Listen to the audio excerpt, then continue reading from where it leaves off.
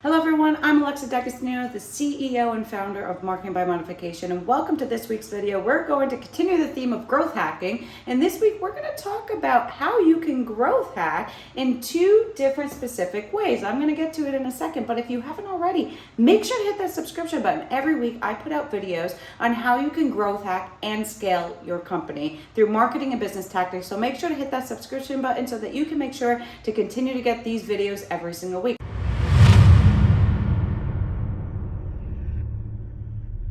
Today, we're going to talk about my favorite topic, growth hacking. I love growth hacking because everybody thinks they need to spend millions of dollars on ads. You do not need to do that, people. There are so many ways to build seven-figure businesses through what we call growth hacking, which basically means cheap leads.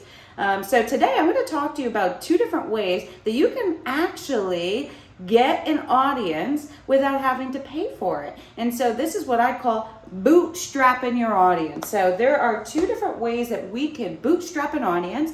And what bootstrap basically means is you have an audience. Let's say your ideal customer are women that are 34 to 55 and that want to work out, right? And that's your ideal audience. Well, what we want to do is we want to find who has that audience, and then we're going to basically use that audience. And there are two different ways. There is one way where you would actually get to use influencers, right? So now with influencers, the cool thing is they already have trust in their audience. So now what we want to do is bootstrap that, which basically means we can take over their audience and have them sell for us. So for some of you that may or may not know Instagram and TikTok and all of these amazing platforms, it allows you to be able to really easily contact these influencers. And there are a couple different ways that you can do that. So now here's the trick with influencers. You want to find an influencer that connects with you, that you have a very similar personality, you have similar visions, that you are somebody that your personalities are going to go and your brands are going to go. So what I look for when I'm looking for an influencer is I'm looking through the videos. If me and this person were to go on a video together, would we go together well? And that's a really important piece that you want to make sure that you know, because you want it to feel organic. You want to feel like the relationship between the two of you is organic and real. You don't want it to be forced, right? And so there's ways to do this free, and there's ways that you have to pay. So obviously influencers want to make money. That's why they build large followings. And so sometimes you absolutely have to pay, and there's a couple different ways to do that. But sometimes when you build relationships with influencers, there are ways to build relationships in such a way that they're going to actually promote you for free. So a few different ways that you could do this with influencers. The first is do what we call IG Lives, where you go live together and you will essentially get in front of their entire audience. Now, you can't just write an influencer and say like, hey Alexa, I want to go live with you. No, what you have to do, and what I want you to do right now, is go into Excel or Google Drive and get a spreadsheet up. And what I want you to do is go collect 100 influencers that you would love to do IG Lives with. And what I want you to do is write them all down. And then I want you to go subscribe to their email newsletters. Go write them a really nice DM or an email. Not selling anything. All you want to do is admire them. Hey Alexa, love your work, love your videos. I am obsessed with your YouTube channel. And I just love all the tips that you're doing. Just want to introduce myself. I'm Alexa. I'm in a similar field.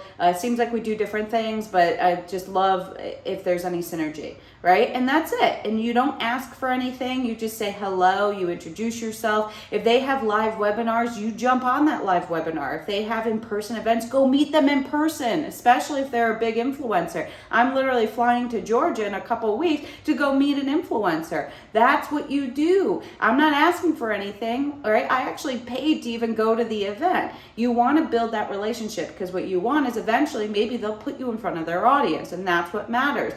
Same thing on Clubhouse. I have influencers that pull me up on their stage because I've actually met them in person. I've actually done the work. And so you can't expect influencers to just automatically put them in front of your audience without you actually doing some work. You want to build relationships, you want to build friendships. That's the most important piece with influencers. So a lot of times when you build relationships with influencers, you're going to build a relationship that may allow them to see their synergy, and maybe they put you in front of their audience for free. And that could be, again, in the form of an IG Live. The other way that you could do it is give some referral links. So let's say you have an event, like my last event that I had a couple months ago.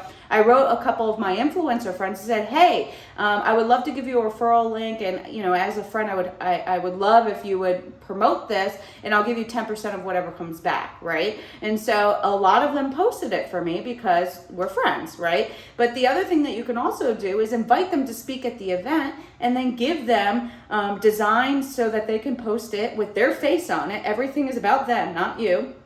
And so that happens sometimes with me, where people will want to try to bootstrap my audience, and they'll have me go speak at an event, and they'll give me a nice image of myself. The worst thing you could do is give them an image of you to put on their Facebook. Everybody is so about, and this isn't a bad thing, but they're about themselves. They want to have their face on it. It's their audience. So if you want to bootstrap their audience and get them in front of you, then the best way to do that is to leverage they're the ones that have the trust, right? They're the ones that have the audience, the trust. So if you want to drive traffic to something, use their face, not yours. That's lesson 101. And then the other thing too that you want to do is give them templates. Don't give them like a Canva template they can change. The worst thing you could do is give them your design and your brand. I recently had this situation with somebody where they gave me templates, and I ended up just not using them because at the end of the day, it ended up being way more work for me, and I'm a busy entrepreneur, and I had to have my team redesign them, and it just ended up being more work, and it was just pretty annoying. So you want to make it as easy as possible for them, even design it in their brand colors and their brand with their face on it, and they'll be glad to put it up for free. So there's a free way,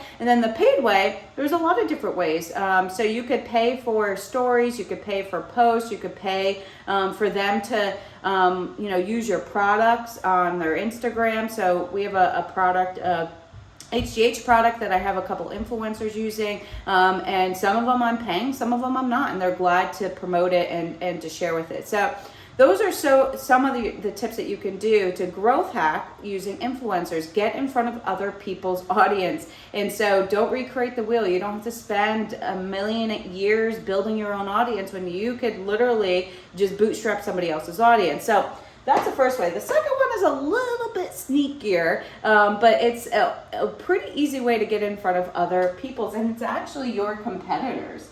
So the funny thing is that your competitors are probably the ones spending all of this money on social media ads and Google ads and all of these things that cost a lot of money. And so the best thing that you could do is actually just bootstrap theirs. How do you do that? Get engaged in their own page, right? So start commenting on their stuff. Like I'm commenting on my competitors' pages all the time. And so you'll see I'm commenting. If they ask a question, I'm answering it. If somebody's responding to their question and they put a question out, I'm responding to their question. So now I'm getting my face in front of other people on my competitor's page, right? So even on ads, like I'm not sitting there clicking through and going through all the people that are commenting, but what I am doing is seeing where those people are hanging out, because that's my audience. So if I see they're in a specific Facebook group, I'm going to go ahead and I'm going to jump into that Facebook group. And then if we happen to cross paths in the future, beautiful, right? So they're already spending the time and the money, so why not bootstrap what they're already doing? Because they're going to have a very similar audience to you. So it's a little bit of a more sneaky way, but it works really well. If they have events, especially in person, if they are spending time and money, you can A, learn something from their events, but B, they are already putting your audience in front of them. So for example, ClickFunnels. ClickFunnels is a perfect example of an audience that's my exact audience. So I go to ClickFunnels events. Why not? My audience is there, right? Even though ClickFunnels isn't technically a competitor, I'm bootstrapping their audience. They have built an audience that is perfect for me, right? So that's an example of things that you can do. So use influencers, use competitors, 2 different ways you can growth hack really easily without spending thousands and millions of dollars on Facebook ads or Google ads. And growth hacking is a way to build your audience for free. You don't have to spend all this money to build your audience. So I hope today's lesson was good for you, and I can't wait to go see you guys all growth hacking out there. But if you start commenting on my stuff, I'll notice you're growth hacking. I'll give you a high five. So go ahead and growth hack away, and I'll see you at next week's episode. Again, Alexa D'Agostino, hit that subscription button. I'll see you next week.